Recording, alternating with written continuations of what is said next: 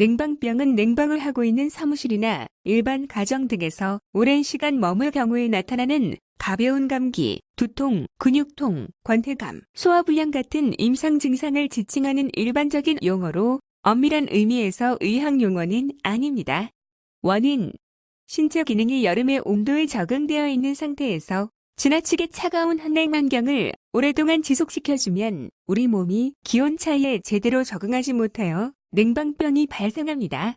실내의 온도차가 5에서 8도씨 이상 되는 환경에 오래 노출되면 말초혈관의 급속한 수축을 동반한 혈액순환의 이상과 자율신경계 기능의 변화 등이 발생하게 되어 냉방병 증상들이 나타나게 됩니다.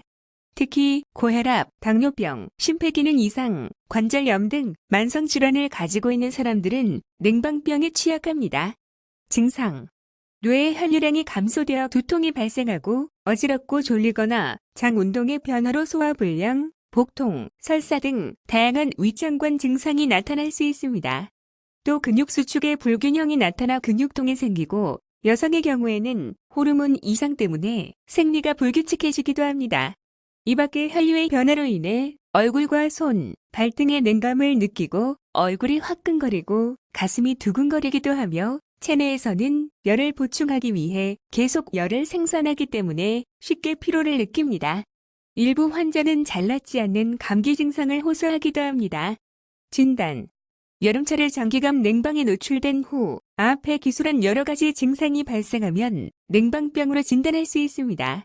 하지만 증상이 심하거나 오래 지속될 경우에는 유사한 증상을 보이는 레지오넬라증을 감별하기 위해 전문의에게 진료를 받는 것이 좋습니다. 레지오넬라증은 에어컨 냉각수에서 레지오넬라균이 번식하여 에어컨 공기를 통해 퍼져 발생하며 특히 면역 기능이 약화된 사람에게 호발합니다. 치료: 냉방 환경을 개선하면 냉방병의 증상들은 대부분 호전됩니다.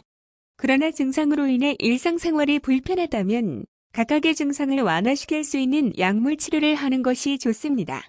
고열, 기침, 근육통 등의 증상이 심한 경우에는 다른 질환의 감별을 위해 반드시 전문의에게 진료를 받아야 합니다. 경과: 증상이 경미한 경우에는 특별한 치료를 하지 않아도 되며 냉방기구 사용을 중단하고 수분을 충분히 섭취하거나 휴식을 취하면 호전될 수 있습니다. 하지만 고열, 기침, 근육통 등 증상이 심한 경우에는 반드시 전문의에게 진료를 받는 것이 좋습니다. 주의사항: 온도의 변화에 대한 신체 조절 능력은 5도씨 내외입니다. 따라서 실내와 외부의 온도차를 5도씨 정도로 유지하는 것이 좋으며 아무리 더워도 온도 차이가 8도씨를 넘지 않는 것이 좋습니다. 일반적으로 외부 온도가 23도씨 이하일 때는 1도씨 낮게, 26에서 27도씨일 때는 2도씨 낮게, 28에서 29도씨일 때는 3도씨 정도 낮게 하는 것이 좋고 기온이 30도씨일 때는 4도씨, 31에서 32도씨일 때는 5도씨, 그리고 33도씨가 넘으면 6도씨 정도 낮추는 것이 적당합니다. 정의: 냉방병은 냉방을 하고 있는 사무실이나 일반 가정 등에서 오랜 시간 머물 경우에 나타나는 가벼운 감기, 두통, 근육통, 권태감, 소화불량 같은 임상 증상을 지칭하는 일반적인 용어로 엄밀한 의미에서 의학 용어는 아닙니다.